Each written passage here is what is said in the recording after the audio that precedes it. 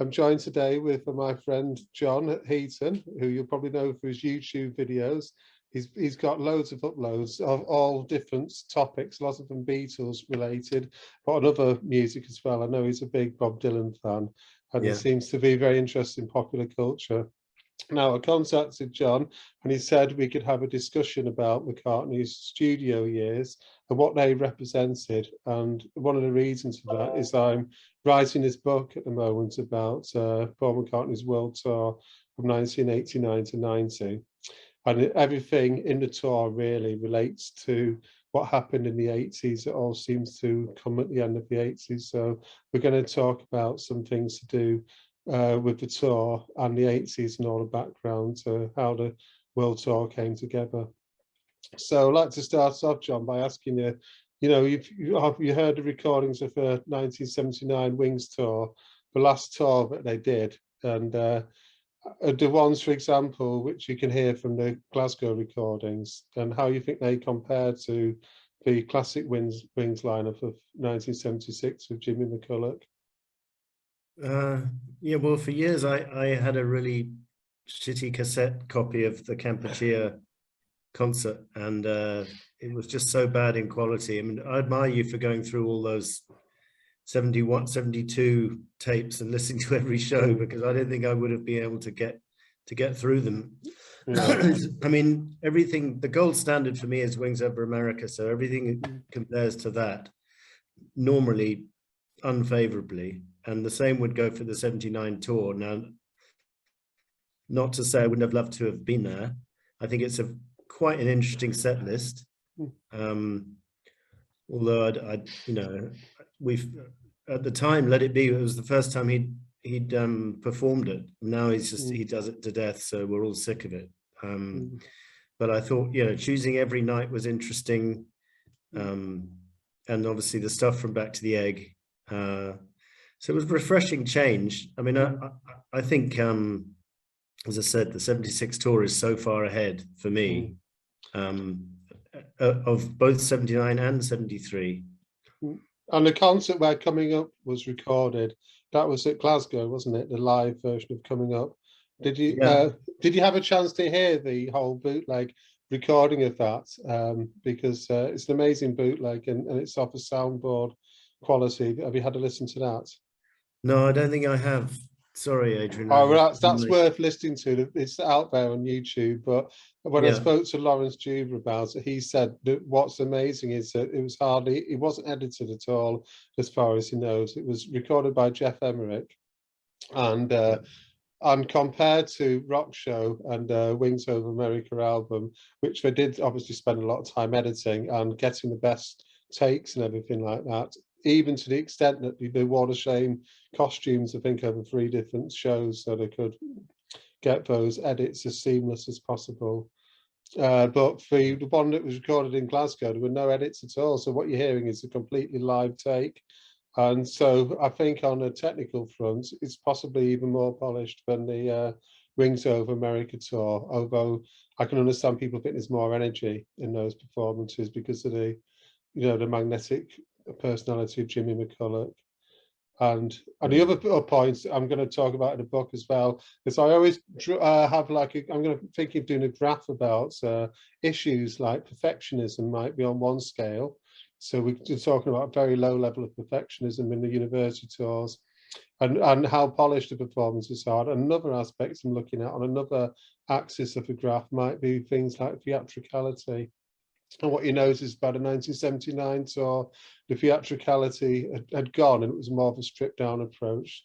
They appeared on stage with like white t-shirts and black jackets, and all of those histrionics that you see in the 1976 tour had stopped, the bold gestures from the piano and Denny Lane coming on with a military snare drum, looking like it's from the American Civil War. It's quite a theatrical tour.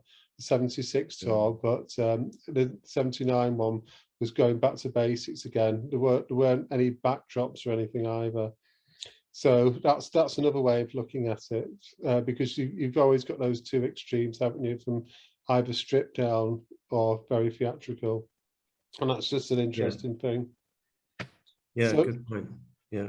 Yeah, so the Focus was me 79 tour. It was good, and I think they had a lot of promise in it. It interested me that Steve Holly said that he was never, Paul McCartney was never entirely happy with some of the rehearsals or the performances. I don't know the truth in that. That's an interesting thing to think about.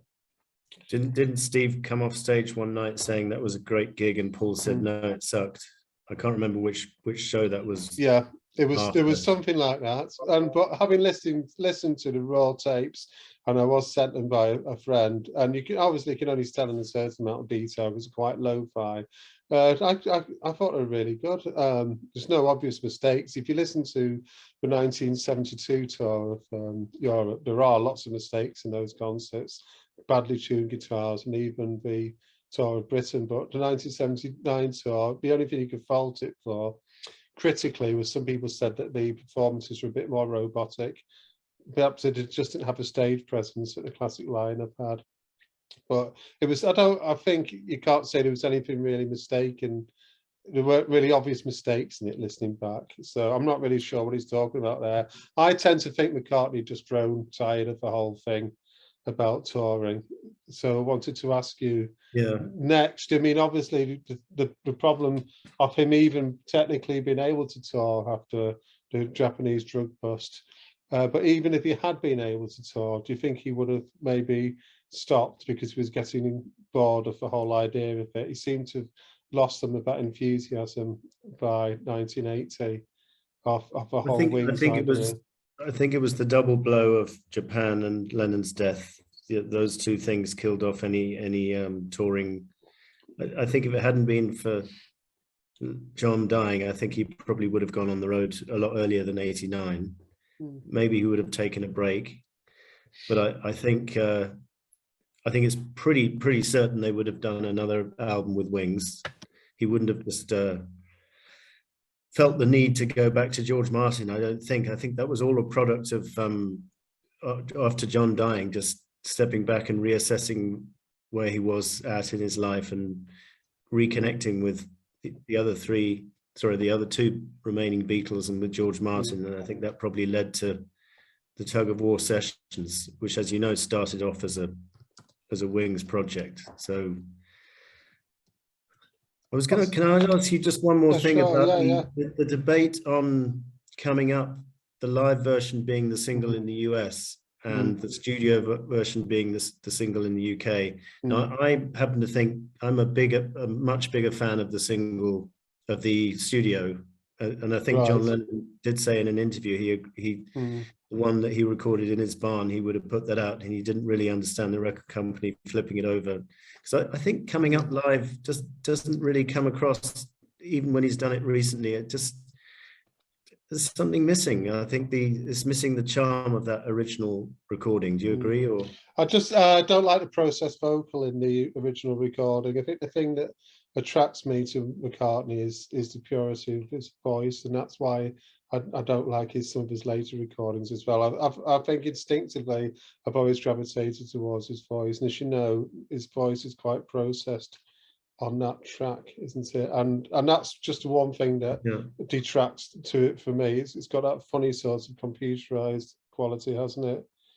But I actually prefer the live version of it, I've got to say, to the other version of it. Yeah, I do prefer that version of it.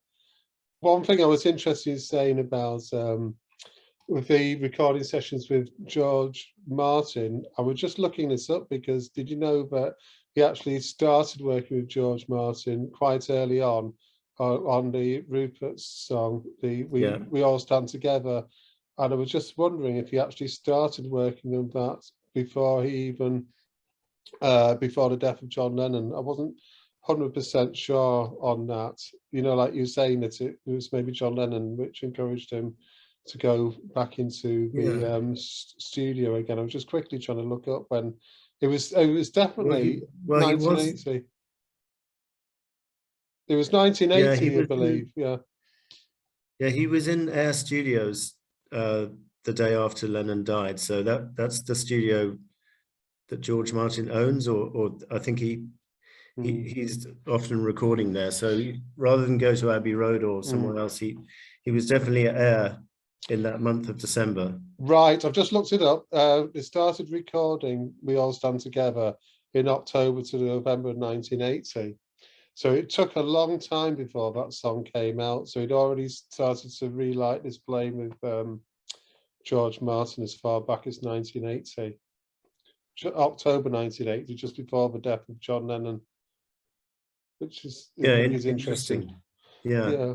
And that song did take a long time to come out for what I think it had lots of overdubs. And obviously they were waiting for the cartoon of it to be released, and that tied into Broad Street as well. I mean, it wouldn't have been good as a standalone single without the film. I think it works perfectly with the video. And I'm just wondering, apart from that, maybe Paul got quite a bit of flack for the Christmas song, and he didn't want to put out the Rupert song so quickly. I'm not sure, because, you know, Back to the Egg was almost consciously trying to be, you know, rockier than London Town, which had got slagged off for being too laid back or folky. But then, having said that, Wonderful Christmas Time was from the Back to the Egg session, so I don't know. I remember being at school and being embarrassed by that Christmas song of McCartney's. It just seemed so uncool at the time. I mean, you know, latterly I quite enjoy it, but just seemed to be so weak lyrically. What do you think of that as a song, to get off topic a bit? It's not the best. It's not the worst. I mean, there are some great Christmas songs out there. I don't think it's one of his better efforts. I believe it was done at the same time as McCartney 2, McCartney 2 in the studio, just by him alone. I don't think there was much Wings or Back to the Egg involvement, even though they turned up on the video for it. So I think it relates to his solo work. But I think you know, it's not something I'd listen to with headphones on very often. It's a bit of fun, isn't it? And that's all we can say. But what I've done in this book, actually, I've written down the list of reasons why I thought that Paul McCartney stopped touring in the 1980s, and there were some interesting facts to take account of. For example, between 29th of August 1966, do you know what happened then? On the 29th, San Francisco last concert. Yeah, between that and the first date of Wings University tour was 5 years, 5 months and 11 days. But in contrast, a total of 9 years, 8 months and 29 days had elapsed between Wings' final concerts on the 29th of December 1979 at the Hammersmith Odeon and the first official concert in Paul McCartney's world tour of 89 September, which was the longest period that he'd withdrawn from touring. So it was quite a long gap, and I did try and think of some of the reasons for that gap, because it's like writing a history essay, you know, when you're at school, what are the causes of the First World War or something, you know, we've all done it. We all have to put things in paragraphs, one paragraph for each factor, don't we? But other things are thought of, because it's a time when his children were growing up, and I think he did really like the idea of being at home and just seeing his kids to school. And he lived I know he had a big estate, but I believe the house he lived in wasn't that big, really, looking into it. I get the impression it was about 3 times the size of a normal domestic house, not like a footballer's mansion, or, you know, it wasn't stupidly big. And I think one quote I've got from it about Linda McCartney said she enjoyed, this is from, what is it, 1984, our day begins like most people's. It's a school term. There's a rush to get the kids off on time. Then there's a scramble for what to wear, matching socks, school books and breakfast. Paul helps with getting things together. When I sit back, catch my breath, I think most mums will understand that. So he just enjoyed living that, you know, that typical father role in a family. And he always wanted that life. And something I talk about quite a lot in this book is that he didn't want to be surrounded by servants. They had one housekeeper called Rose Martin, didn't they? who had for many years. And apart from that, I believe Linda didn't really like cleaning, but she did all the cooking. So maybe she did the cooking and got Rose to wash up or something. I don't know, but that's one factor as well. And yeah, I mean, I think looking back on the 70s tours, it was amazing that he took his kids with him on the tour and, had private teachers or something teaching them their schoolwork. And or maybe they came to the conclusion that they didn't want to do that with James. Maybe it would have been too much with 4 kids on tour. He is a very, very much a family man, and it's funny to look back on that decade of the 80s as being literally the only decade where he hasn't toured in his entire career. And one is almost thankful for that gap, because I mean, I don't know about you, but I've seen him 20 times now, and I don't think I'm going to go and see him again unless I have a very good view from the front. I'm not going to sit at the back of the O2 and pay £100. It's got to end sometime soon. It can't possibly go on forever, can it? This long performing career. Everybody has to come to an end at some point. But one thing I have done in this book actually is had a look. Some people say that he didn't perform at all during the 80s, and I have found some examples that he did perform at more one-off events. For example, well, we all know about Live Aid on the 13th of July 1985. What were you doing on that day? Do you remember it well? Yeah, I wasn't at the concert. A couple of my mates got tickets, but I watched it all on TV. Well, not all of it, but I watched a good deal of it on TV. I remember the mic not working. How old were you back in 85? I was, how old was I? I was 13 years old, I think, but I remember it well. I was walking to my guitar lesson, and it was even in Manchester, where I'm still living now. It's a beautifully sunny day, and it's just a day that sticks in you, in my mind anyway, like other events that stick in your mind. I remember walking to the guitar lesson. It struck me there was just a girl just doing her own little bric-a-brac sale outside her little terrace house, raising money for charity. And I thought, it's even as a child, it resonated with me that another child had gone to the effort of selling her toys outside her house in quite a working class area of Manchester where I lived. I just thought that's a bit of an amazing thing, and I remember it to this day. And then I went back and watched it on the TV, and obviously gotta say Queen stole the day, really, didn't they? That amazing performance. Yeah, I thought Quo opened it well. Perfect way to open the concert with Rocking All Over the World. And actually, it was a bit disappointing that Paul could only do one number, because yet again there had been rumours, hadn't there, about the other two joining him, as there had been for Kampuchea as well.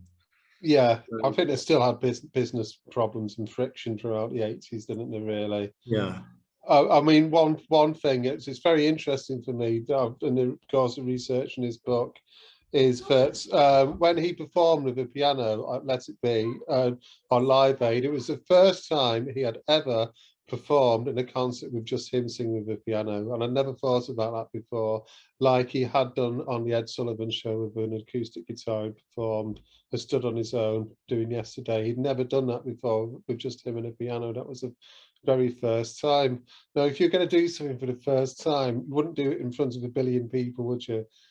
But he literally did it in front of 1 billion people watching on I was going to say online then, but obviously that's wrong. Watching on a TV, an estimated 1 billion people were watching that. So how he managed to do that, I haven't got a clue. I've got some. Well, I think he knew that particular song backwards. So, that's not the hardest song to remember how to play on the piano. It probably came to him. Yeah. Naturally. In terms of the words, the lyrics, again, it's not one of those songs which is too difficult to remember. Just while we're on that topic, does Paul ever use prompt sheets for his lyrics in his concerts? Because I have never actually consciously seen seen him look at the floor or okay, I do know the answer to that nowadays, but don't know how far back this goes. But he has, do you know, like newsreaders have a, what do you call it that newsreaders auto have? cue. Auto cue, yeah. There's a Yeah. scrolling auto cue on the floor, and it's not obvious. It's like about the same size as the monitor amp, and it's put in the same place as the monitor amp. And I presume somebody has to manually scroll it because he doesn't play the click track or anything. So yeah, but that I have noticed it. So he does have an auto cue, but I don't know, that technology wasn't available for a long. I think only since the 2002 was it when he started touring again. He's definitely used that. That's quite a stressful job to manually do the auto cue there, because if you get it wrong, then Paul ends up singing the wrong lyrics. Same with the page turner, you know, for classical concert, isn't it? Similar sort of job. You can't lose concentration or turn 2 pages at once, can you? But that's what some people do. I mean, but I've got some quotes from Paul McCartney on Live Aid at the day. You know, he drove from his home. I don't know if he was staying in London or he was staying in East Sussex.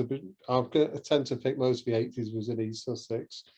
When he drove there, he said, as I drove up, seeing all the windows open, it was like Jubilee Day, like a sort of big British celebration. You could hear it coming out of every window, every street you went down. So he was driving there, maybe he went there mid-afternoon knowing he was going to be the last person. I know he's had a lot of experience, but I'd still be incredibly nervous, you know, in front of all those people, having not performed for 6 years. 72,000 people in the concert hall as well. Yeah. But he's a consummate professional, and I don't know, I mean, you do read about people having nerves performing, but I've never noticed it with him. He did an interview with his wife, Linda, before the concert, and he didn't even look that nervous then, really. She had her elbow on his knee, and he was talking about the idea of the concert and everything, you know. Well, I think if he'd actually twigged the fact that I'm not sure if he actually twigged that his microphone wasn't working or not, but I think that might have easily freaked him out, because imagine it's like the Beatles doing All You Need Is Love and suddenly the lead vocal mic doesn't work. It would have been a catastrophe. It would have been extremely off-putting, wouldn't it? But he went back into the studio apparently the next day and re-recorded the vocal in case it was ever released. And it was only released, was it 2005? It was released on DVD, so it did actually find release with that. Is it on Spotify, Live Aid, or not? I'm not sure. I don't really use Spotify, but yeah, 2004 it was released on DVD with a fixed vocal. Yeah, right. So that's what happened with that. But anyway, one more question on Live Aid, because whenever I talk about, you know, I do these videos and whether the Beatles would have reunited, blah blah, had John lived, a lot of people comment that for sure they would have reunited for Live Aid, but I'm not convinced. The way John was thinking in 1980, he was pretty much against the idea of a reunion, and I don't think he thought he owed the, you know, the public or charity much in terms of having to do it. John, I think John was not a natural performer. He had those 10 years after the Beatles when he could have performed. How many times did he perform? Was it like half a dozen times or something like that? Yeah. The final time he did perform with Elton John, he was physically sick, I believe, before he performed because he was so nervous. Paul McCartney seems to have a natural craving. So some people are like that, don't they? He's a natural show off, and he'll do it to the day he dies. I know he will. He'll be a performer. But I don't think John Lennon had that inclination. He was more interested in being in the studio. So I don't think the thoughts of doing that would have attracted him whatsoever.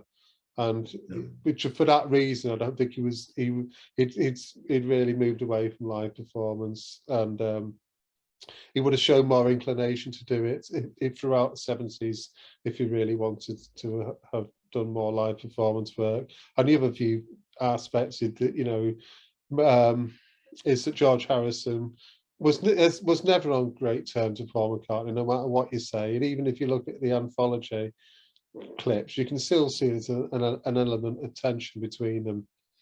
And I don't think Lennon and Harrison, they just were too cynical and jaded by the mid-80s, or would have been in Lennon's case, to have got back on stage and resurrected the Beatles again. It would never have happened. I just know that. Yeah, I think more likely to have happened for Bangladesh back in 71, but there were a million reasons why that didn't happen as well, obviously. Yeah, there was still a lot of business tension as well, so it just wouldn't have happened. I just wanted to refer to, I said that although Paul McCartney didn't perform live in the 80s, he did some one-off events, and another one which I found, he performed on the Tube on 11th of December 1986, and he performed Only Love Remains in the studio, and it's an amazing performance. I don't know if you've seen it, but the whole thing's been uploaded recently and at really high quality on YouTube. You can tell it's a studio master, they call it, because you can see the time code ticking in the corner. And it's just him, Linda, and a sax, two backing singers, not sure who one of the other ones is, and a saxophone player. And he performs it completely live, no overdubs or anything. And it just shows what a strong performer he does.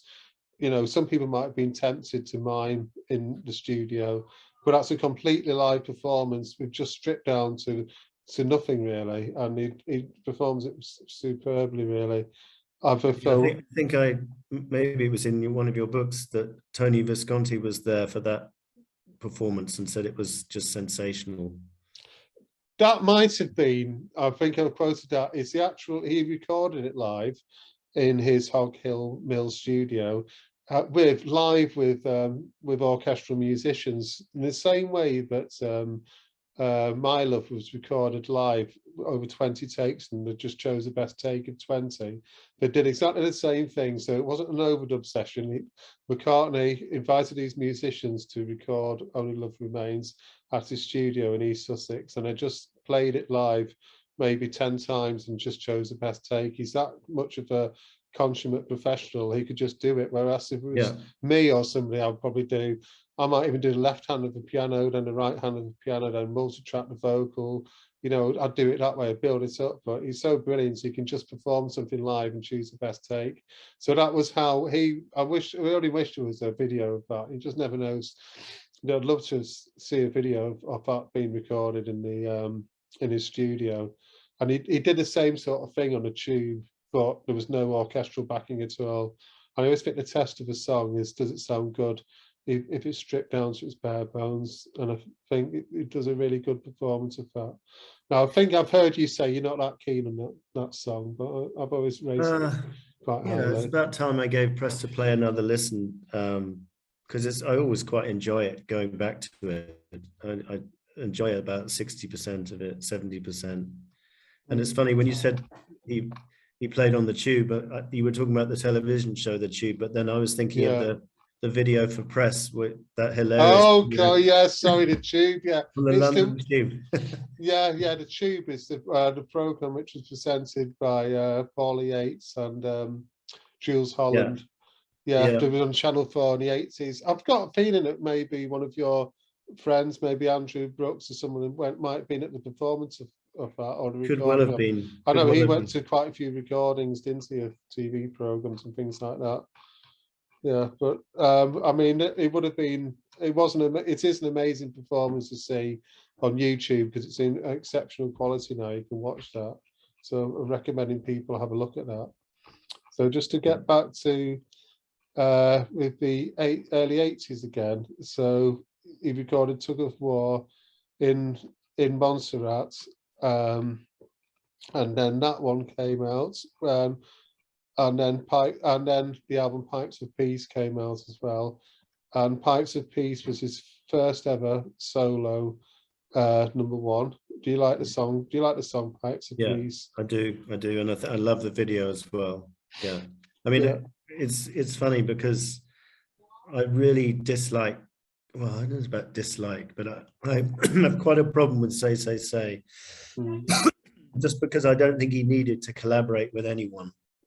And doing it with Stevie Wonder was okay for a one-off, but then why do something with Michael the next year? I just thought it was and the song they did for Thriller was just, you know, soppy as hell, wasn't it? The Girl Is Mine. I mean, nice tune, but like I think he lost a bit of credibility with a good section of his fan base for doing what he did and going a little bit, quote inverted commas, commercial. He's always wanted to be relevant now, hasn't he? That's why he did that thing with Rihanna recently, you know, that 4 or 5 seconds thing. You can't stand the idea of, and then he'll do a remix. He was disappointed that Back to the Egg and London Town hadn't done quite so well in terms of sales, and you know, so his first move was to go solo because he figured it would sell more copies, and sure enough, on the back of Japan, McCartney 2 went straight to #1, didn't it? So but yeah, going back to Pipes of Peace, yeah, I think it's a lovely song and one of his best videos, if not the best. And it's amazing the amount of detailed overdubs you've got in that song. There's a video where you can see Russell Harty goes into the studio, and George Martin, I don't know if you've seen the clip, George Martin and Paul McCartney telling him about all the different tracks, and I think it's 48 tracks. So you've got things like Calliope, which is like the fairground organ. You've got the local, the children's choir, which is, I don't know if you know, the children's choir we used for that one from a school nearby where he lived in East Sussex. Did you know that? You know, the choir. No, I didn't know that. Yeah, it's like it's called I can't remember the name. It's something like Pestalozzi Children's Choir. It's almost like it's not. I'd say it's school for orphans, but it's not like that. I think it's almost like a school for refugee children. So they weren't professional choir. He invited them over, and it's like some institute that educates people who like refugee children. So they sang on that as well. But it's an amazingly detailed recording with all these multi-tracks on it, and it really shows the studio years to the best. What he was getting interested in those years was, you know, complicated studio recordings, which George Martin was into as well, even though the Beatles only started off recording live and then 4 tracks. Obviously, by that stage, George Martin enjoyed working on 48 tracks as well. Yeah. And I wanted to ask you as well, did you know that the performances on Give My Regard to Broad Street are partially live and not completely live? Did you know that? You mean the Not Such a Bad Boy, No Values? I think all of them, actually. We've got Ballroom Dancing, Silly Love Songs, yesterday here to Wanderlust, and then Not Such a Bad Boy, So Bad, No Values. They're all partially live because they recorded them down in the studio, and then they played them back and played and sang and played over the top of them just for extra security. So that's why there's a difference between the versions you see on film and the versions which are on a CD or the LP. They are slightly different. So I've actually mentioned in the book about Paul McCartney Live in the 1980s, these do qualify as partially live performances because there's a live element to them, because he didn't like the idea of miming to a song and it being on film. He says, we wanted to avoid the thing where you see a film and a camera goes into a guitarist's fingers and he's not playing it. He didn't like that idea of everything being mimed and then filmed. So when they are actually playing. So when you say partially live, you mean the lead vocal and was sung to a backing track, or? Well, this is the information I've got to offer a live element. Each song was recorded in the studio on a 24-track device. This was then relayed to the film studio, where another 24-track console recorded the additional live overdubs. And this explains why the performances from the film sound marginally different from the LP CD release. So you've got this idea of 48 tracks and be mixed together. So there's an element, I'm not sure exactly how they chose. They probably chose the best bits of the studio and the best bits which were live, but it was that's why I'm saying the partially live. It's a bit confusing, but that's how it was done. And on that, I don't know if you ever saw it, there's South Bank show special on the making of Give My Regards to Broad Street. where George Martin explains this idea of putting 24 tracks onto the film set and then recording another 24 tracks from that. Just an interesting bit of information people might be interested in. Yeah, it's funny you mentioned that all of the tracks were partially live, because when I think of Broad Street, I think of live stuff, I'm thinking of the Rockers, you know, when he's playing with Dave Edmunds and Chris Spedding. That's the bit in the warehouse, isn't it? Yeah, that might be more so partially live. I don't know, because I wasn't, you know, nobody knows unless they're actually there at the time to what extent. That's all that it says on the making of Broad Street. But that does appear to be live, completely live, doesn't it? Who was the drummer for that section? Was it Henry Spinetti? Have I got that right, or was it? I'm just trying to. I can't remember. I know the guitarist was Chris Spedding, who's a very famous session guitarist, and then there was a percussionist woman as well. I've just forgotten who she is. Do you remember there was a woman standing with percussion that you might notice on the video as well? She's actually quite a famous percussionist, you know, like that Ray Cooper does all the percussion things on. Yeah. She's like the female equivalent of him. I think her name's Jodie Linscott or something like that. You'll see that she's, you'll notice next time anyway. It almost seems a marginal role, but she's there banging in tambourines and doing, they are great performances though. You know, I mean, people slag off the film for being almost unwatchable, but I just love those performances, especially the warehouse ones. And you can tell he's really playing, I mean, on So Bad as well. Such a great song when he could do falsetto vocals and playing bass guitar, you know, with his Rickenbacker and that. It's such a fantastic sequence, that, isn't it? I was going to ask you a trivia question about Chris Spedding. Can you remember which band he was in the 70s, which had many top 10 hits? No, I don't know. You'll have to tell me, actually. Go on. It was the Wombles. What, the one, the Mike Patch song? Yes, the Wombles of Wimbledon Common. He was dressed up in a suit, playing the guitar, presumably not in the studio, but he's quite a versatile musician, Chris Spedding. I've seen him he pops up on quite a few albums as a session guy. Yeah, I mean, Paul McCartney can choose the best guys in the world, so you know he's chosen someone really excellent. Now you can tell when he's playing, he gets such a great tone to that guitar, doesn't he? By the way, I remember a quote from Linda which really pissed me off. I don't know if it was in your book or somewhere else where I read it, where she said the guys in Wings, Paul didn't choose the best guys; they were good but not great. I mean, I just thought it was such a crass thing to say, because it's not as if Paul's work in the 80s was 10 times better than Wings. In fact, the opposite. It's ridiculous, isn't it? I mean, he could choose the best in the world, and some of those players they're all great players in their own way. I mean, I'd say that in the early Wings lineup, I mean, when you listen to recordings, they're a bit wayward. Henry's guitar's a bit out of tune, and Denny's guitar can be a bit out of tune, can't it? But I mean, I see Denny as more of an all-rounder rather than a pro session player.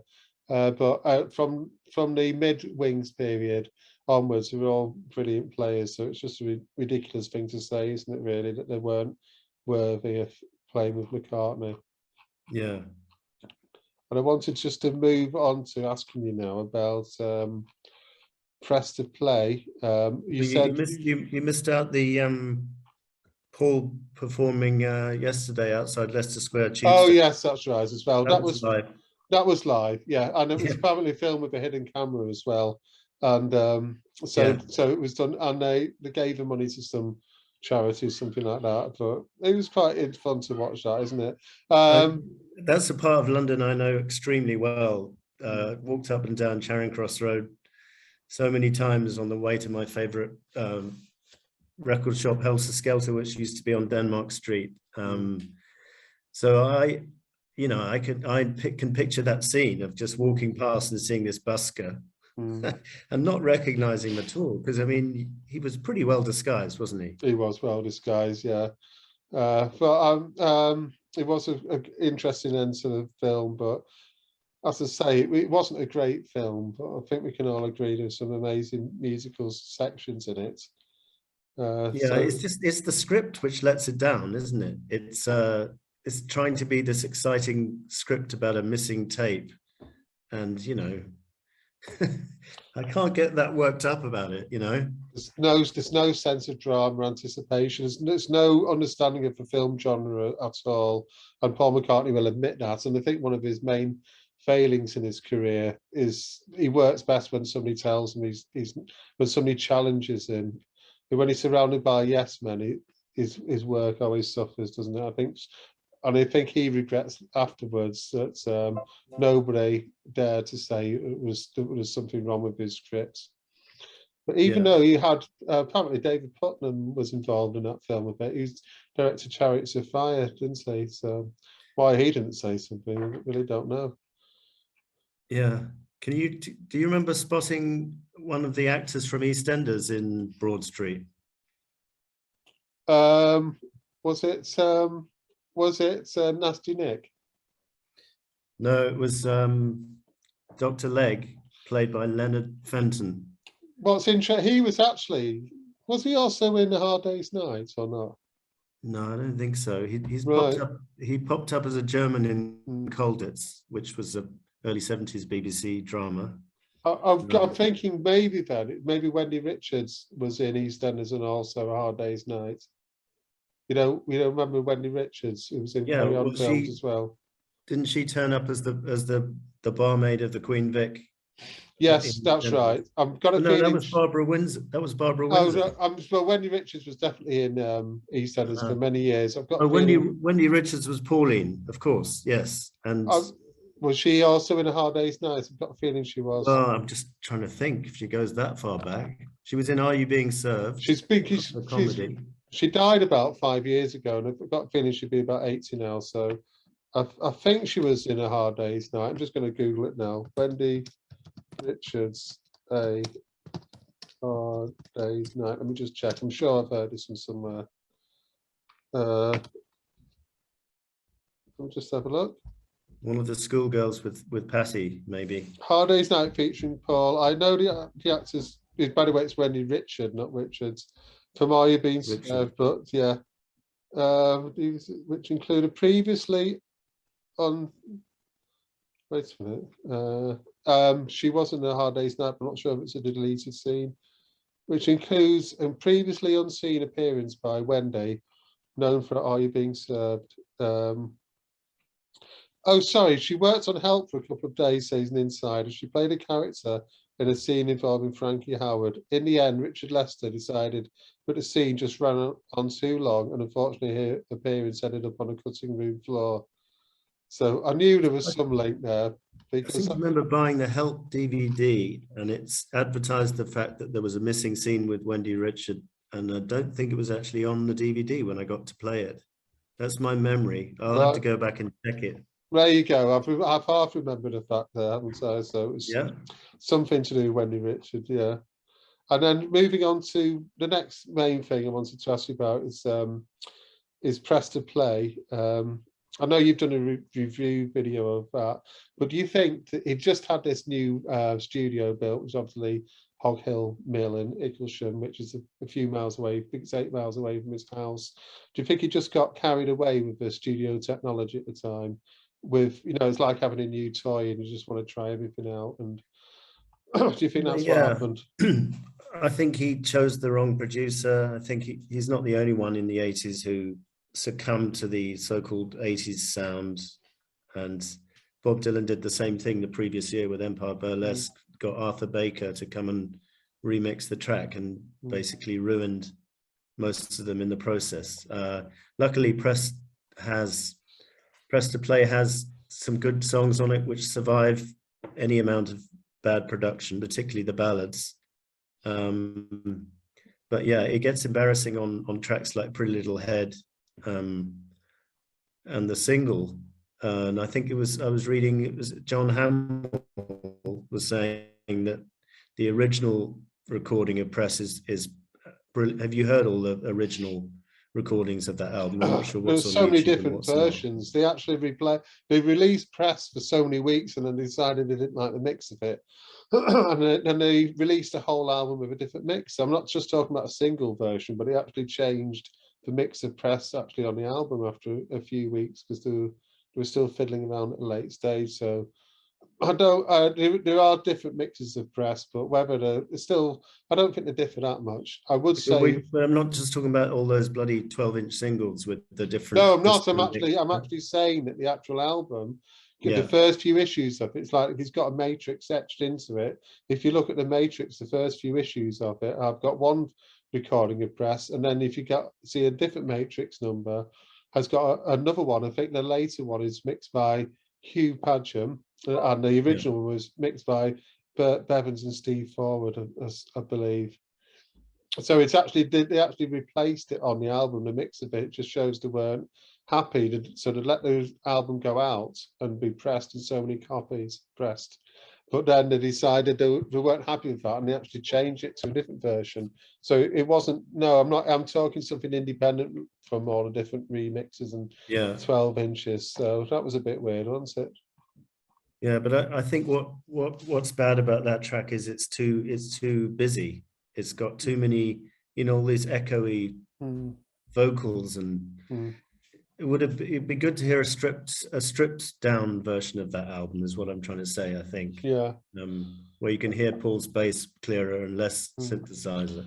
That's what I mean. I just think in the 80s, everybody just got too carried away with the equipment on offer, didn't they? And just, I mean, it just went so far. And not just that, the people don't like the processed drum sound as well, which Hugh Padgham invented his processed drum sound, the so-called gated snare, by accident. And it's most famously heard on the Phil Collins track in the air, something in the air tonight, or whatever it's called. In the air tonight, yeah. In the air tonight, that's the most famous version, but that makes an appearance on the album quite a lot. And he obviously fell out with Eric Stewart over that. But some people say he fell out with him, but he can't have fallen out that badly, because you'll notice that Eric Stewart does perform with him at the Royal Variety show, where they perform Only Love Remains. If you've seen that clip as well. But when have you seen that clip? I'm not sure if I have, actually. Yes, sure so he tried to get it up further up the charts by performing at the Royal Variety show and Eric Stewart's on that, and Linda McCartney. And there's a bit more going on than the stripped down performance on the tube, but that's worth watching as well. But Eric Stewart's on that clip, so he can't have fallen out too badly if he. Well, I don't understand why. I think it's a question of expectations, because apparently he was expecting to produce that album, and I'm sorry, Eric, but you co-wrote about 6 of the tracks on the album with Paul. You recorded it with him. Isn't that enough for you? And you want to be the producer on top of all that? I mean, I think it was just basically. We weren't there. We don't know for sure, but I believe Hugh Padgham was brought in halfway through, and it wasn't made clear to him. But I think Hugh Padgham started to take over a bit. It was something that there was a falling out that went on, and nobody can know exactly what happened, can they? But something definitely went on. Not as serious fallout as the one between Danny Lane and Paul, which is which is so tragic, really. That's more understandable, isn't it? Because I mean, if you look at some of those things that were written in the Sun, they don't do them any credit, do they? In a newspaper. But I remember when I met Danny in the mid-80s, Brian Adams was his manager, and I asked Brian Adams about those Sun articles, and he said, well, it was 50% truth and 50% made up. So I think what happened is they cornered Danny in a pub in Spain, got him drunk when he was doing that classical album, and Master Suite, and they obviously, being a Sun journalist, they took what he said, multiplied it by 3, made it sensationalist, put in all the bad bits, didn't mention the good bits. But even having done that, you would have think Paul would have forgiven him by now. I've always thought that with Paul McCartney, if anybody does anything against his family, the door is closed against them. And I'm not sure. I think we made some comments made about Linda in the articles. And this, I don't know if you know this thing. I don't want to get too gossipy, but it's Andrew McCartney sold his birth certificate, and after that happened, the door was just closed on, his stepmother and stepsister. Is it Angie and Ruth? I believe that his birth certificate got sold after Jim McCartney died, and after that, there's been no reconciliation. It seems to be that McCartney is one of these people that once he closes a door on somebody, and that's it. There's no going back. I seem to remember one of your friends, is it Mark Bradley, said the same thing. Have I got the name right? Yeah, that's right. Yeah, I've not heard from him for a while. Yeah.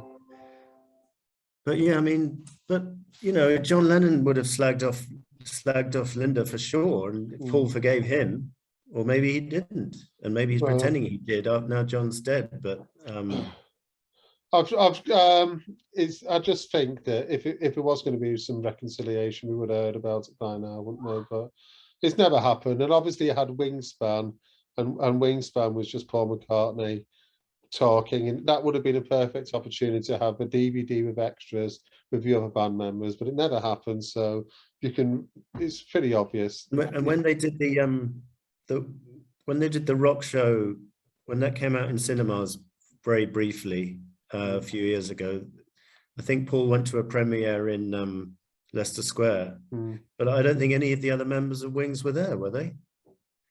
I seem to remember maybe one of the horn section, maybe Tony Dorsey turned up, or I'm not sure about that. I don't know. I believe what's his name? The drummer, Dennis Sywell, claims he's the only person who has got Paul McCartney's phone number. So he can just phone him on his phone. So the only member of Wings. The only member of Wings who's got his phone number. Who can just ring him. The other ones maybe he kept at a distance or not spoken to at all. I don't know how he works. It's a funny one, isn't it? But did you hear that story about the guy who had the original record of the Quarryman single? Was it In Spite of All the Danger? Yeah. Did you hear that? Was his name Ron or something? He had the record in his chest of drawers for about 20 years or something, and Paul McCartney bought it back. It was something like he was given a phone number to ring Paul McCartney on, and he rang him on this phone number, and he spoke to him and Paul McCartney had to buy this song, this thing that was pressed. It was pressed in a small studio in Liverpool, and it was shared between the band members, and he was of the Quarrymen, and he was the last one to keep it. So Paul McCartney bought this thing back for him. Maybe it was for 50 grand or something like that. And he said that he rang him about twice, but a week later he tried the same phone number, and the phone number was dead. So there's some way you can have it so you can make a phone number that only works a certain number of times.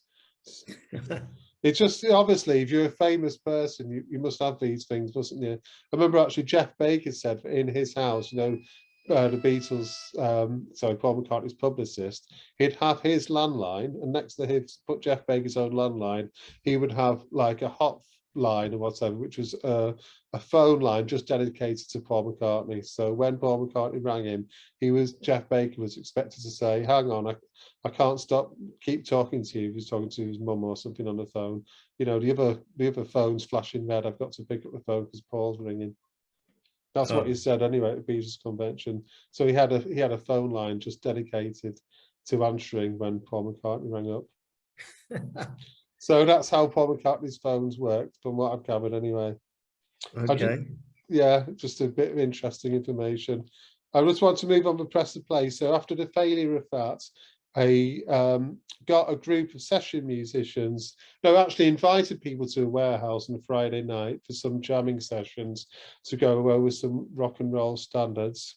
And I don't know if you know, but some of the people who invited to play were Johnny Marr out of the Smiths, Trevor Horn, the record producer, brought his bass guitar along once to jam with Paul McCartney these warehouse gigs.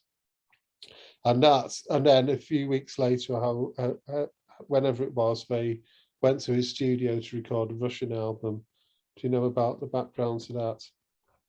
A little bit. Trova They came BCCP. out of those. I think it was recorded in 2 days in July '87, and I think Henry Spinetti was on drums for one of those sessions. So that's probably what I was thinking of earlier. That's right. And the other one was Chris Whitton. He was on some of the other sessions. So Yeah. if you look at the credits for it, it's either Henry Spinetti or Chris Whitton. Henry Spinetti is a younger brother of Victor Spinetti, isn't he? The actor. That's right. I didn't know they were related. I suppose. Yeah, I believe. Yeah, I believe. With a name like that, they would be. Yeah. It's Welsh. I think I've just been reading recently. They're both Welsh, are they? But that's what I've read recently anyway. Yeah, his younger brother of him. So he was in the process, although people maybe didn't realise it, I think he was probably in the process of trying to get a new band together. And at one point, it was a very strong rumour that the Smiths guitarist Johnny Marr was going to join this band. So much so that Mark Lewisham reported that it was almost certain that Johnny Marr was going to be in Paul McCartney's band. I don't know if you knew that. No, I didn't. That would be a very odd marriage, wouldn't it? That's what I would have thought as well, because I don't think he'd be the sort of person who jammed to rock and roll songs, really. I'm just trying to find the quote for this. Let me see where it says it. Yeah, okay. So it says, I'm just finding my footnotes here. Mark Lewisham reported in July 1987, Paul is understood to have picked out Johnny Marr to be part of his band. So that was almost on the cards. It's going to be Johnny Marr. When you say part of his band, you mean to record the Russian album, or no? Afterwards, he was in a process. No, yeah, he was thinking about forming a band to go on tour and record a new album. So I'm talking about a proper band, not just a pop-up band for the Russian album. So that was actually planned at one point, and even reported by Mark Lewisham in the Beatles book monthly. Interesting. Which surprised me. As I say, I don't think there's any comparison between the Smith sort of songs and the songs of Paul McCartney's rock and roll background. By the way, just out of interest, where I'm sitting now in Manchester in Whalley Range, just a mile down the road is where Morrissey was born or lived. Really? Yeah, or lived. Yeah. In fact, I'm sitting now. I'm talking to you from a place called Whalley Range in Manchester, and there's a song apparently in a Smith song where he says something like, "What did I get for all this pain? A bed sitting Whalley Range," or something like that. It's one of the lines from his songs. This makes me laugh because it's always been known for being a sort of a down and out student area, and that's where I'm living right now. But it's not too bad now. So yeah. So then the first. What about the Gallagher brothers? They live anywhere near you? Yeah, Burnage. I'm from Burnage. That's about 5 miles down the road. Yeah. So when they started to get famous, I was teaching guitar classes, and I knew some people who knew exactly where they lived, and I knew somebody who knew the mum as well. I went to church with the mum. So yeah, they're from just a few miles down the road. So I do know probably Manchester's most famous exports, aren't they? Yeah. And so the first member to join this new band Paul McCartney was putting together was Chris Whitton. And now Whitton started to join the band when doing the he did numerous mimed performances for Once Upon a Long Ago.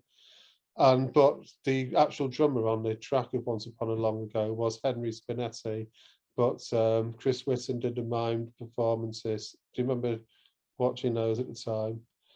Yeah, I do remember, because one of those performances I think was on Going Live, which was the Saturday morning show with Sarah Green. I take that at the time. So that was the one Andrew Brooks and I got into the BBC. He flashed his British Telecom pass and I flashed my KPMG pass, and we both walked in the non-existent security. Right, amazing. Went up to the canteen, which was just outside the studio, and as soon as the live shooting had finished, we just walked in to the studio and went up to Paul, and I think there were about 6 or 7 of us. surrounding Paul. Mm. And yeah, I think I remember saying, when's your new album? And he said, we thought we're going to just put it out in Russia. And I thought he was joking, but he was deadly serious. It turned out. And I seem to remember telling Paul that security at the BBC was rubbish, because it was only 7 years after Mark Chapman had murdered Lennon. So I was thinking any nusser could have got in, you know. And thankfully, Andrew Brooks and I are not nussers, but, you know, I'm not sure if he took that on board, but he certainly couldn't get into the BBC now, could you? Just flashing the wrong part. So you met Paul McCartney after his Mime performance, did you? Was you just just after the Going Live thing, yeah. So you were just hanging around the studio, was it, before he went back to the dressing room or something like that? He was in the middle of the studio floor, yeah.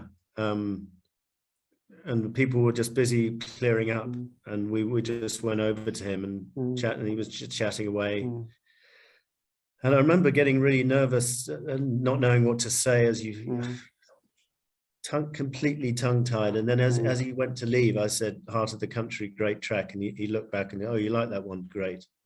So that was it's amazing. I've never met the guy, but it's amazing to speak to people who have. And his son was on that recording as well. Remember, he said, "This is my son James," and you see James McCartney on that clip, don't you, as well? Well, one of the things which struck me is when we went down to the exit, we waited for Paul to come out, and he came out to get into his car, and he was with Linda and, if I'm right, think I'm right in saying, all 4 kids. So they were all probably watching it in the studio audience, weren't I think they came, and, you know, it was a big family day out. Go up and watch Daddy on Going Live.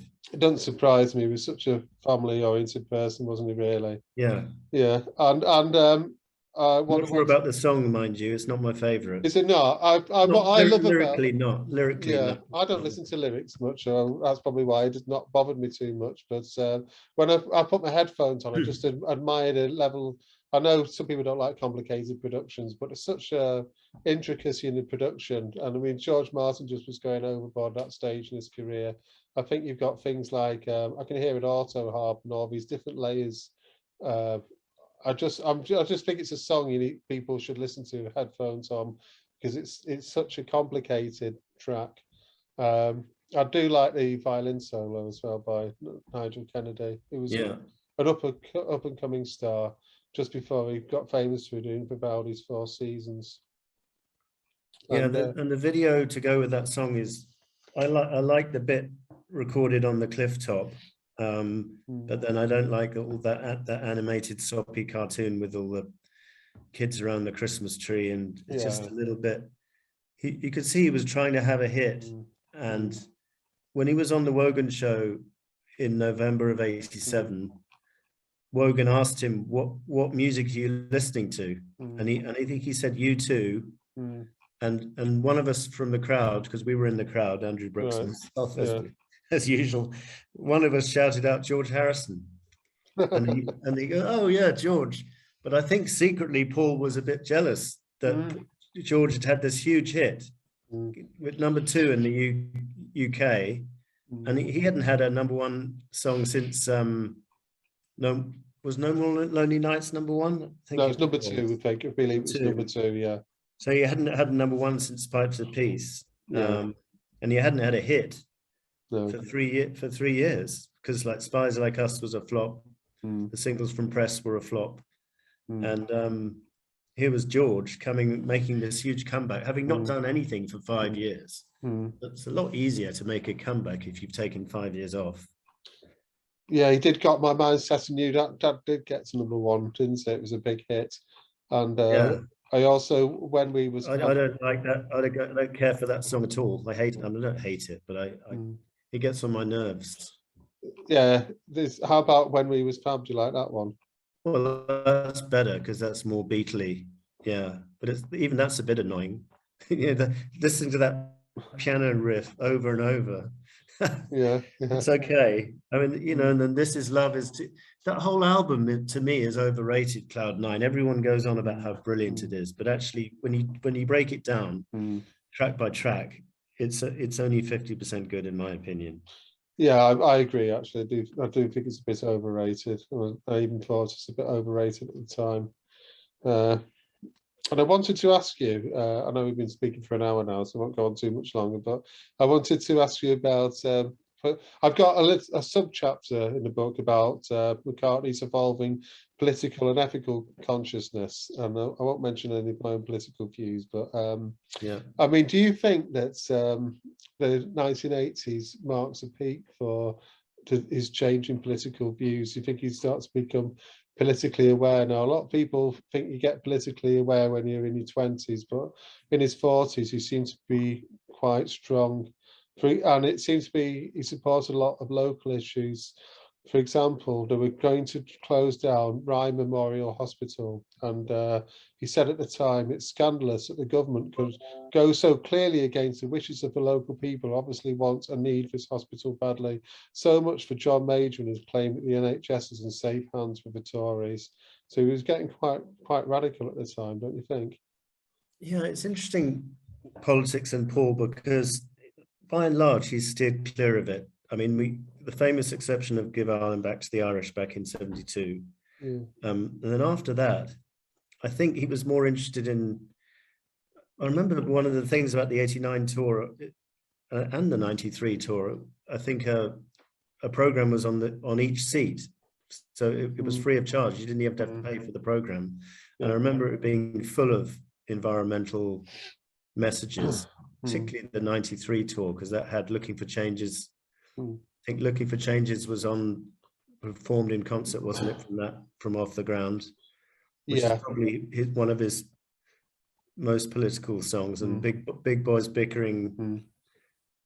But I think he deserves more credit for, well, or Linda does, for their promoting vegetarianism. Even though I'm not vegetarian, I think it's amazing what they did to raise the profile of, and the acceptability of being vegetarian. Because when Linda, have you ever be able to pin down exactly when they did go veggie?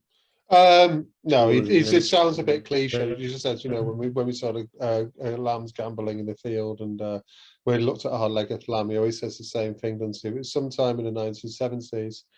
But then you've got I don't know if you remember London Town publicity photographs. It seems to be eating fish and chips, which sort of surprises me a bit. But it's really in the late 1980s when I started to get evangelical about it. So I don't know the exact date when it became vegetarian, but I do know in the 70s they were talking about it. So I've got some quotes in the Wings Live book about being vegetarian. So they definitely were at some point around then. But I mean, one thing that made me laugh when he was touring, he did a tour of Denmark in 1972. He was making jokes about Danish bacon, for example, to the audience. So that maybe gives me the impression he wasn't vegetarian in 1972. That's the only. Yeah, and didn't he say in one interview that the sound at the beginning of Cook at the House was some bacon frying? Oh, that's a good point, actually. I think I've heard that before. That would be going back. That was before the days of vegetarian bacon, right? It would have been. No, definitely would have to be the real thing. So that would have been. Was that 1970? Wings at the Speed of Sound. Yeah, that was 1975, and wasn't it? Was it 1976? It came out in the middle of the European leg of a tour, didn't it? Yeah. So it's interesting that. So yeah. What do you think, Paul? I'm going to ask you to guess now. What do you think Paul McCartney's attitude towards trade unionism was in the 1980s? And have you got the idea? Don't remember him commenting. I would have thought he would have been probably more pro than anti. He certainly wasn't a fan of Margaret Thatcher. So. Well, right. It's very interesting me reading up on this, for example. This is what he said in 1984. In the last 10 years, the unions have become the robber barons. They're bullies and they have too much clout. For closed shop is nonsense. These days, we need unions to preserve us from the unions. Really? Really, 1984. And even more surprisingly, this is what happened in 1985. he showed direct opposition to 3 striking members of the National Union of Teachers at his son's village school in 1985. McCartney snapped at the surprise trio of striking members. Were your teachers on strike when you were at school? One of the picketing teachers handed McCartney a leaflet about the strike. Then he made sure we were watching while he tore it up.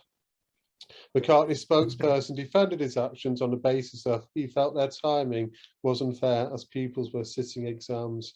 So in the mid-1980s, he wasn't in support of trade unions, which is interesting. Somebody could actually write a book about Paul McCartney's political views. I know he didn't express them very much, but it's interesting just finding out these bits of information. I found it interesting anyway.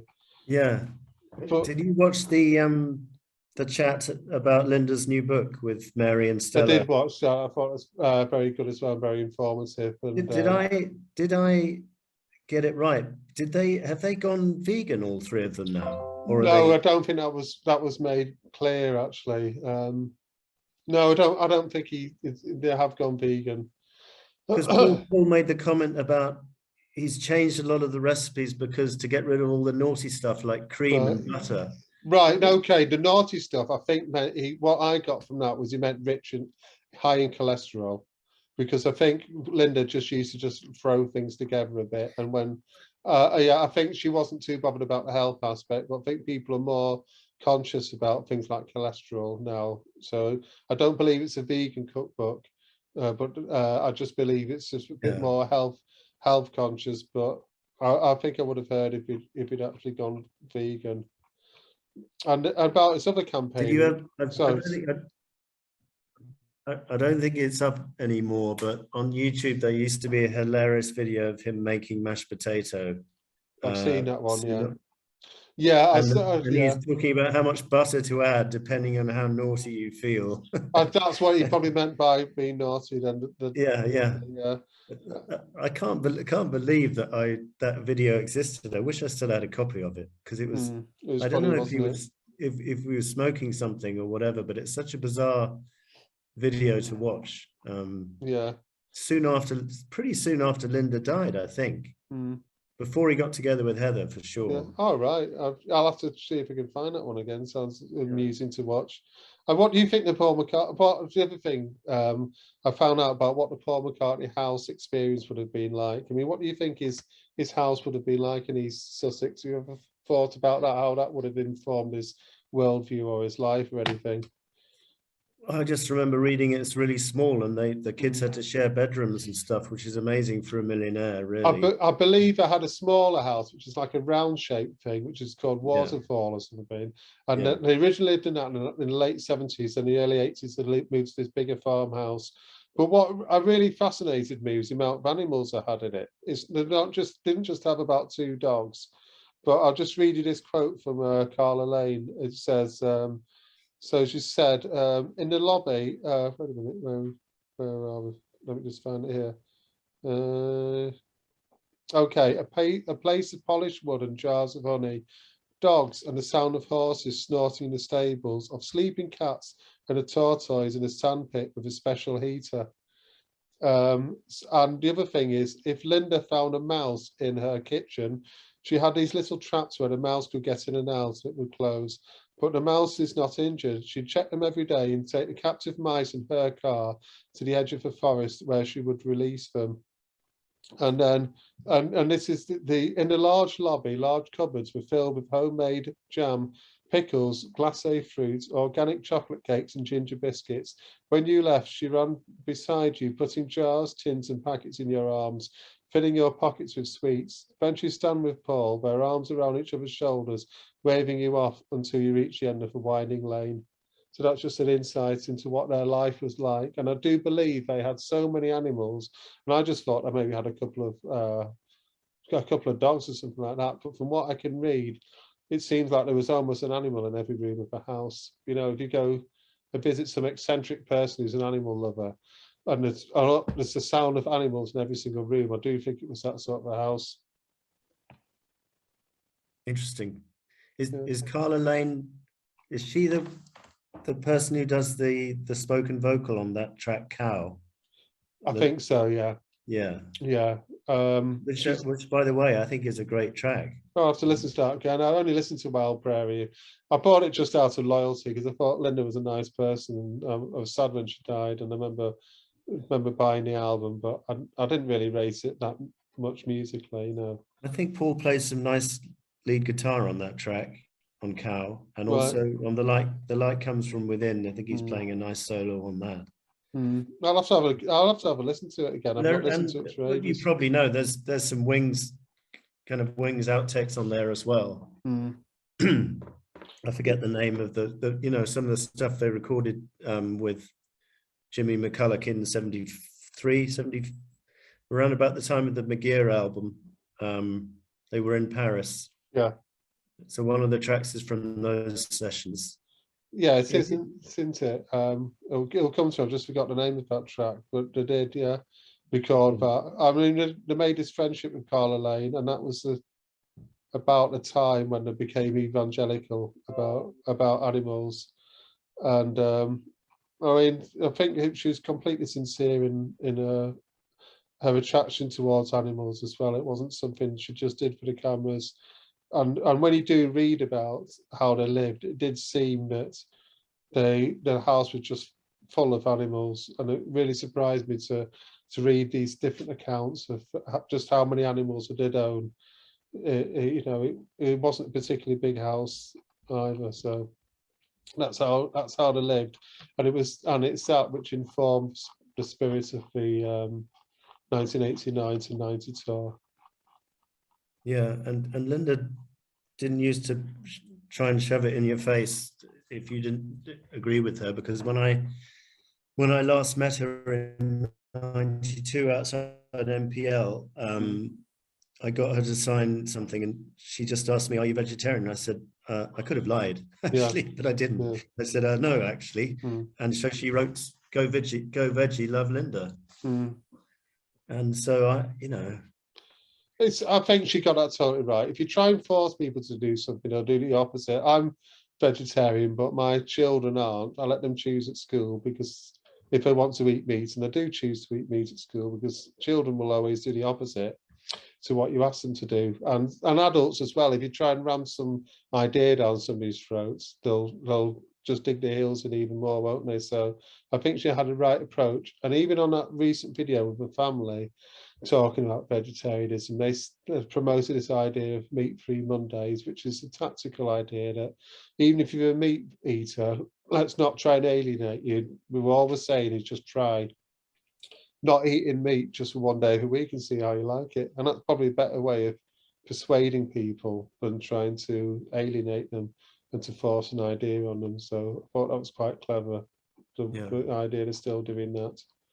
Yeah. Hey, just out of interest in that family chat on Linda's book, did you notice a bit of sisterly rivalry going on there? There seemed to be, Mary and Stella seemed to be talking over each other, or I've seen that before a few times. Yeah. It was nothing serious, but it was interesting to observe. Yeah, it's definitely two different personalities. Out of the two, it seems that Stella's a bit more pushy than Mary. Seems a bit more conciliatory.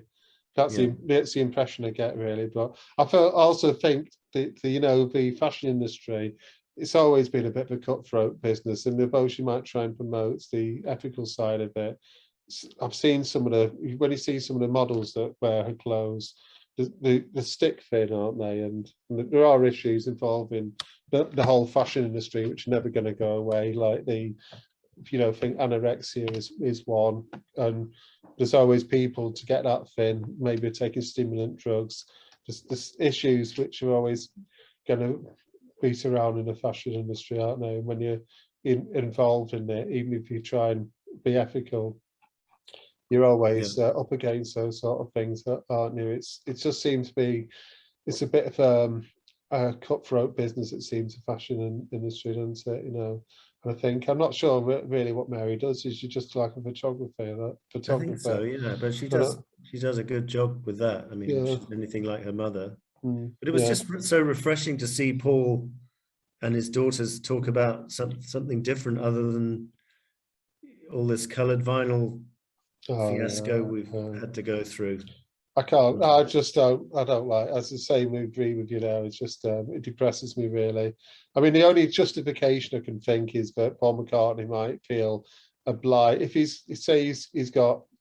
owns McCartney Productions Limited and he employs maybe 70 members of staff. Maybe just thinks I've got to keep them employed. I'm not touring. What other income sources are there apart from box sets and different vinyl releases, and obviously his royalties, and which keep coming in, but he's not been able to supplement his income for 2 years now, has he, with any live ventures, any performances. That's the only thing. I mean, the bottom's gone out of the whole record industry, hasn't it? It's impossible or near impossible to make money out of records. I don't even know how you can justify paying for studio time now. I teach kids. That's my job, and I've talking to 15-year-olds who've never bought a record in their whole lives. They've just got stuff on the phone that somebody sent them by Bluetooth. So just a different world, isn't it? Our only justification I think is, how can a record industry sustain itself apart from selling overpriced things to middle-aged fans? That's the only thing I can think.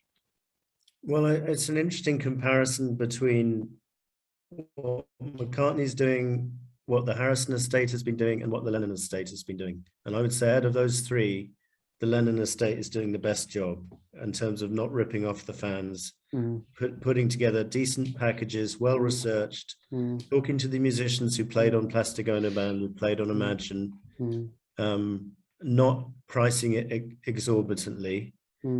Harrison estate has done the opposite of everything I just said. And McCartney's somewhere in the middle. I admire McCartney for the Archive series, but I can't for the life of me think why he hasn't done the last two Wings albums. Just drives me crackers. I think they're on the car. I heard there was copyright issues involved in that Kampuchea concert. That's something I think I've heard about. I'm not sure about the justification for London Town not coming out yet, but that's something I heard about.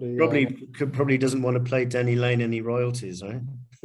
I don't know, but it's because it was filmed by a third party. It wasn't like filmed by MPL, that Kampuchea concert, whoever it was filmed by.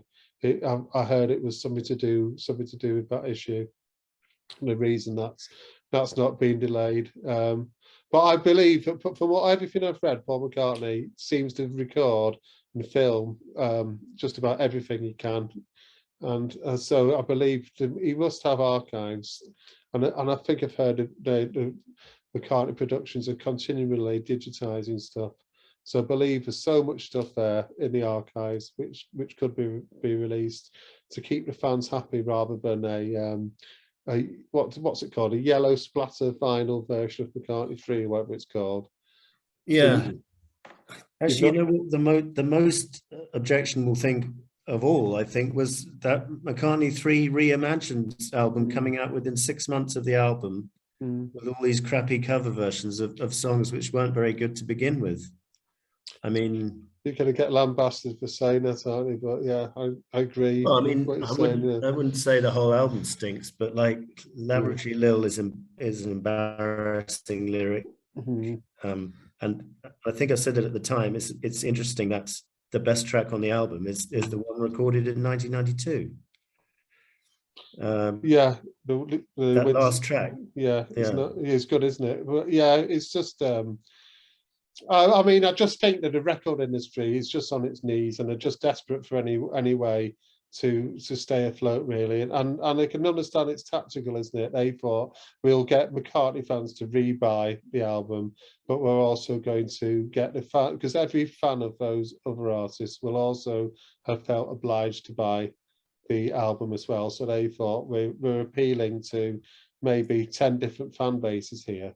And they thought about that quite tactically, that all of those fan bases will also feel obliged to buy that album. So to me, it strikes of desperation. And it's sad, really, that record industries now are having to do these things, but I can't see any other solution to it, because obviously with COVID, live events have been cancelled. So it's just desperation, isn't it? But how else can they make money, apart from selling overpriced stuff to middle-aged fans, Well, I mean, look at what Bob Dylan's doing. He's putting out his bootleg series, which is the quality, the definition of quality, and the definition of reasonable priced items. And Yeah. it's like almost, the last one is almost like my friend Dave Costello's, almost like getting a new Dylan album, because there's so much stuff which we'd never heard before. It's amazing.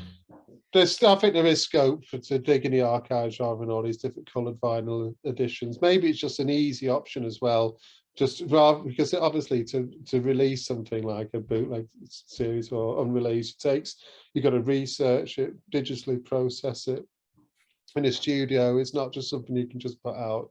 And it's just an easy option just to say, oh, well, let's put it out in blue one week and yellow the next week. It's just a bit lazy, isn't it, really? But you know, people want to buy that don't stuff. get me wrong, Adrian.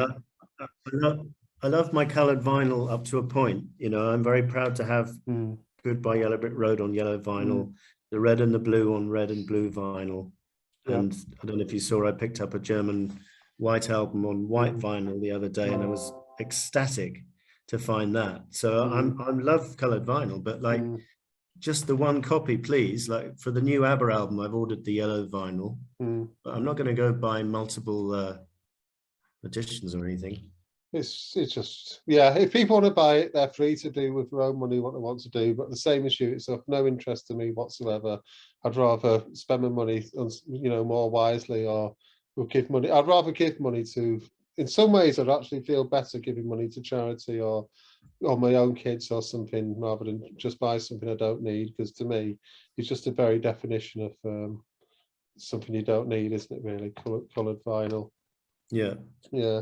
Anyway, listen, I've just noticed we've been speaking for an hour and a half, and I think that's probably a good length to upload to YouTube, isn't it, really? So shall I draw it to a close now, because we've covered all the things I was going to do, and I think it would be you know, a good length to put out there.